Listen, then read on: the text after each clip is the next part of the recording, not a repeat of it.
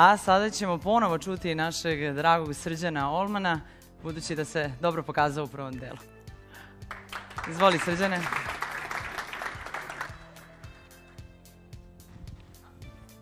Hvala lepo. Nije teško biti zanimljiv posle ovih govora.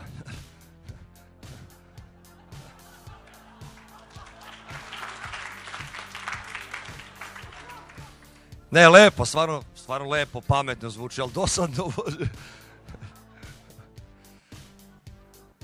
Šalim se, mislim ne šalim se nego kao. To je tačno, da. Moram da primetim da uglavnom sve proizvode koristim ovde, evo nesvesno, dakle i mene ste navukli na to da koristim. Dakle, kupujem uglavnom, osim uložaka, izvinite. Nije do vas, stvarno, nije do vas, nego bilo bi čudno, je li tako? Pelene, da. To, babi, nebitno. I brijač kupujem, devojci, jer ja ne volim kad je, znaš, kad imam puno dlaka. Mislim, ko to voli? Dobro, možda neko voli.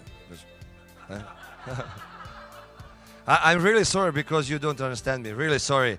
Maybe. Yeah. I think it is. Maybe I will try to translate later, but yeah, never mind. He's like, oh no, boring. Okay.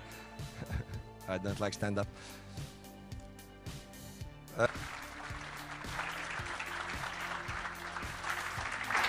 Malo ste se opustili, hvala. Oh, je, hvala lepo. A ti?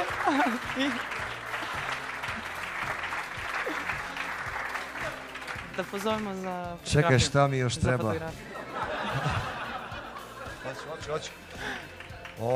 Nego... Držat ću, da. Bože, što su mi jake dlake, to bi trebalo brijati.